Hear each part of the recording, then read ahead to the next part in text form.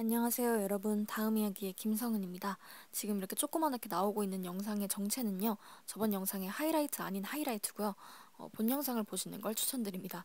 아무튼 제가 지금 이렇게 오늘 영상의 앞부분에 잠깐 목소리로만 나오게 된 이유는요, 제가 오늘 앞부분에 한 3분이래. 3, 40초 정도를 띵가 먹어가지고 날려먹어서 설명을 해드리고자 이렇게 하게 됐습니다. 제가 저번에 영상에서 끝부분에 이제 2017년에 연습생 계약을 하게 됐다까지 얘기를 했었는데, 아무래도 학원이랑 회사랑 좀 다르다 보니까 제가 겁을 많이 먹었었단 말이에요. 근데 그럴 필요 없이 아주 멋지고 좋은 멤버들을 만나서 열심히 으쌰으쌰 하면서 연습을 하게 됐다라는 얘기를 했었는데, 그걸 날려먹었지 뭐예요. 자, 그럼 이제 이 이야기에 이어지는 이야기는 영상으로 바로 만나보도록 하겠습니다.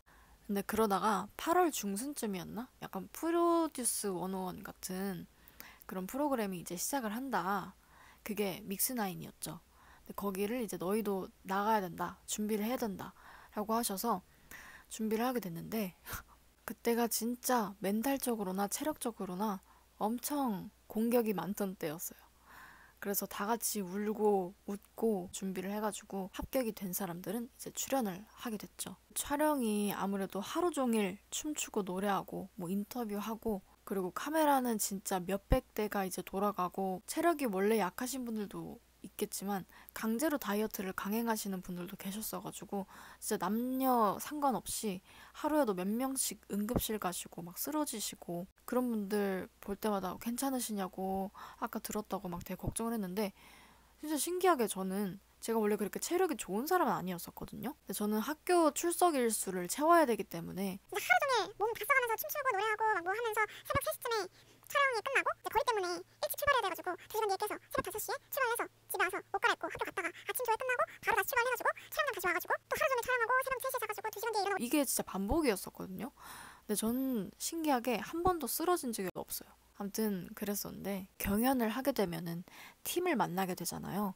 근데 이렇게 팀이랑 같이 하는 거는 팀원들이 정말 중요하잖아요. 진짜 너무 팀원을 너무 잘 만난 거예요. 어떻게 그렇게 착하고 좋은 사람들만 만났는지, 참 그거는 아직까지도 정말 감사한 일이라고 생각이 드는데요. 그리고 제가 그 촬영장에서 저희 집까지 데려다 주시는 이제 매니저분이 계셨었는데, 과일도 막 엄청 큰 거 가서 나눠 먹어 이러면서 사주셨던 매니저분도 진짜 너무 감사하고, 물론 딱 한 번 약간 위험했던 일이긴 한데, 이제 쇼케이스를 이제 준비하면서 큰 역할을 하나를 제가 하게 됐었어요. 모두에게나 다 그게 큰 기회였는데 제가 그 기회를 얻게 됐어요.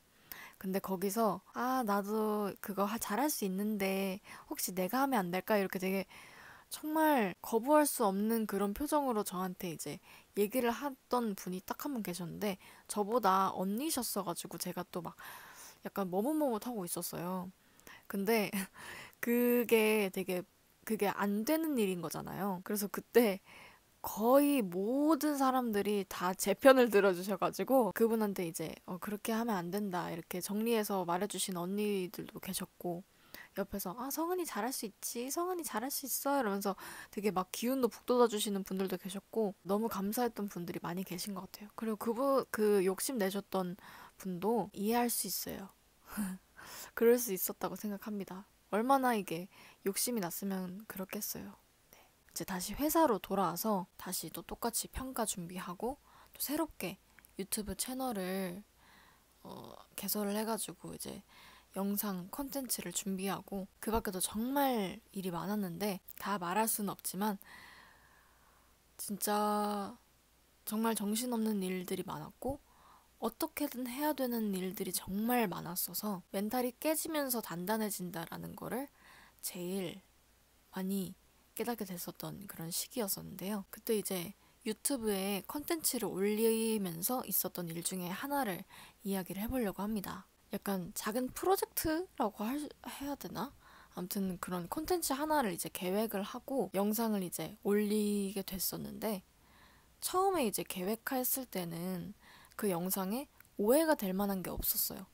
근데 어쩔 수 없이 계획이 약간 바뀌게 돼가지고 영상을 보는 사람들로 하여금 오해를 불러일으키게 된 일이 있었는데, 이제 그 자그마한 프로젝트의 영상이 3개 정도가 올라가는데 그 첫 번째 영상이 올라가는 게 제 영상이었었거든요.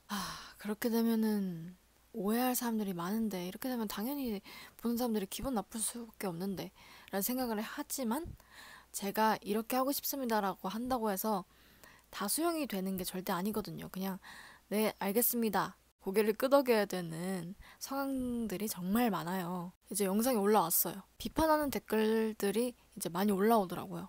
그래서 그치, 기분 나쁠 수 있어, 이렇게 생각하면서 넘겼는데, 참 이게 당연하다고 해야 될지, 비난과 뭐 욕설과 뭐 인신공격을 하는 그런 댓글들도 많이 올라오더라고요. 몇백 개 올라왔었을 거예요. 근데 저는 뭐 내가 어쩔 수 없는 상황이었다라고 하지만, 그분들은 그 상황을 모르는 거잖아요. 모르니까 뭐 욕을 하니까 네가 뭘 알아 라는 생각으로 그냥 전 넘겼어요. 근데 답답은 하더라고요. 이게 아닌데, 그래 나도 알고 있는데. 근데 말을 할 수가 없는 상황이니까 답답은 하더라고요. 근데 저는 그냥 그 최고의 반응은 답답함을 느낀다, 이거밖에 없었는데, 오히려 회사에서 제 걱정을 하더라고요. 성은아, 댓글 보지 마. 성은아, 영상 보지 마. 나는 아무렇지 않은데 그냥 일반 사람들이 봤을 때는 되게 상처되는 말이라고 느껴지나 보다. 평소에 악플을 많이 받는 사람들은 진짜 상처가 크겠구나. 상처를 받지 않더라도 되게 답답하겠구나 라는 생각이 들었어요. 그리고 이것도 느꼈죠. 진짜 앞뒤 상황 아무것도 모르고, 진짜 아무것도 모르고 그냥 단면적인 것만 보고 무작정 나쁜 말 하는 사람들이 정말 많구나, 안타깝다 라는 생각도 많이 했었죠. 근데 아까도 말씀을 드렸지만 깨지면서 단단해진다고, 이미 저는 좀 많이 단단해진 상태였어서 그런 거에 뭐 신경 쓸 겨를이 없었어요. 그러면서 정말 열심히, 정말 열심히 하고 있었는데, 어느 날 이제 연습을 하고 있다가 이제 회사에 나오지 않아도 된다는 말을 듣게 된 거죠. 저랑 이제 몇 명이서 같이 정리가 됐는데, 그 말을 듣고 여러 가지 생각이 들었는데, 진짜 다른 게 아니라 진짜 이렇게 좋은 사람들이랑 같이 꿈을 이룰 수가 없어서 너무 슬프다. 이 사람들 다시 못 봐서 너무 슬프다. 와, 가족들한테 어떻게 얘기하지? 딱 그렇게만 생각이 들었어요. 그러고 나서 이제 저 혼자서 이제 생각을 정리하는 시간을 갖게 됐었는데, 안타깝게도 진짜 혼자만의 시간을 보내게 됐었어요. 하필 9월 중순이었거든요. 근데 제가 아는 사람들은 저희 회사 사람들, 뭐 음악 쪽 이제 입시 준비하는 사람들, 이미 입시는 진행이 되고 있었고 다들 너무 바쁘더라고요. 제가 그 다음에 처음으로 이제 사람을 만난 게 12월이었으니까 거의 한 2, 3개월 동안은 진짜 아무도 만날 수 없었던 게, 와, 나는 진짜 친구가 있는 걸까? 결국엔 내가 자처한 걸까? 이런 생각도 들고 자책도 많이 하고, 그냥 여러 가지로 되게 아쉽기도 했었는데, 그냥 그래도 혼자 있으면서 여러 콘텐츠들이랑 여러 가지 종류의 음악들을 들으면서 제 꿈의 지경이 약간 넓어진 느낌이 들었어요. 전에는 그 아이돌이라는 직업에만 초점을 두고 달려왔다면, 이제는 그 직업 명사가 아니라 동사로서의 꿈을 이제 꾸게 된 것 같은 느낌? 그러니까 아이돌이라는 꿈도 꾸게 된 이유가, 처음엔 진짜 노래랑 춤이 정말 좋아서기도 하지만, 내 재능을 통해서 많은 사람들한테 이제 웃음을 주고 기쁨을 주고 그런 좋은 영향을 끼치고 싶어서. 근데 진짜 제가 그 여러 가지를 보면서, 세상에는 이렇게 사람들에게 행복과 또 힐링을 해줄 수 있는 직업들과 방법들이 정말 여러 가지가 있구나 라는 거를 이제 깨닫고 나서, 그 이후로는 계속 나는 뭘 해야 될까? 내가 할 수 있는 건 뭘까?를 계속 생각하고 있는 중이에요, 지금도. 사실 전부터 하고 싶은 건 진짜 많았었거든요. 연기도 있고 춤 노래 당연히 있고 작사 작곡 감독 막 이런 거 되게 많이 하고, 그림은 진짜 제가 아무리 제가 미술학원 다녀도 못 그리더라고요. 그림은 진짜 포기고. 특히 글쓰기를, 글을 쓰는 거를 진짜 하고 싶었어요. 그거에 대한 이야기가 또 있어요. 제가 어릴 때부터 책을 정말 좋아해서 책 읽고 독후감 쓰는 게 거의 취미일 정도였었어요. 근데 회사에서 이제 책을 한 명씩 가져와서 그걸 나눠 읽고 독후감을 쓰는 일이 있었고, 또 매일매일 일지를 쓰기도 했었어요. 근데 그걸 매니저님께서 이제 검사를 하시잖아요. 그래서 한 명씩 이제 면담을 할 때 저한테 이제 말씀을 하시는 거예요. 너처럼 이렇게 독후감이랑 일지에 정성적으로 열정적으로 이렇게 쓰는 애는 처음 봤다.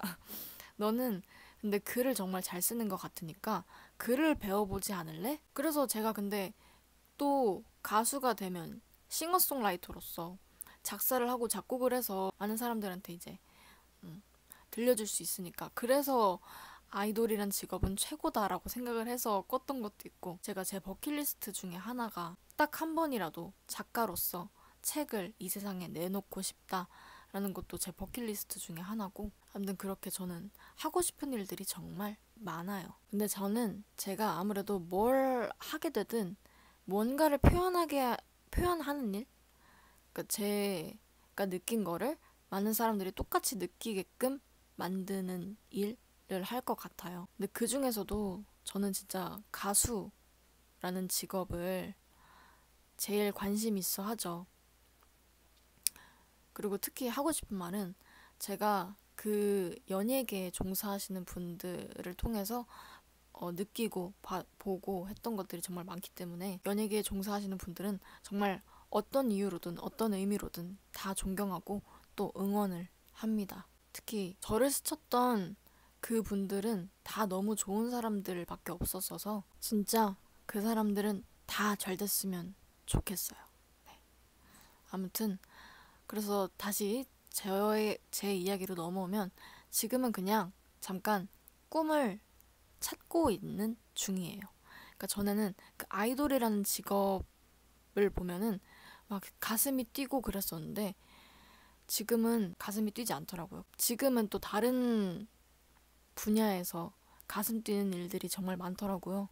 그래서 아직은 딱 제대로 찾지 못했지만 그래도 나중에 뭔가를 하게 된다면 제가 가슴 뛰는 일을 하고 싶다는 생각이 듭니다. 네, 마무리가 약간 좀 허접한데 이쯤에서 이야기를 마무리해볼까 합니다. 오늘도 긴 영상, 긴 이야기 들어주셔서 정말 감사하고 모두 좋은 하루 보내시고 다음에 올리는 영상은 제가 아까 말했던 그 표현하는 일을 제가 하나의 결과물로서 이제 들고 올 것 같아요.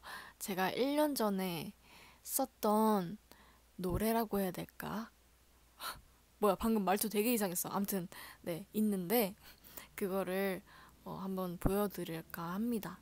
네, 기대 많이 해주시고 꼭 봐주세요. 네, 그럼 여러분들 안녕히 계세요.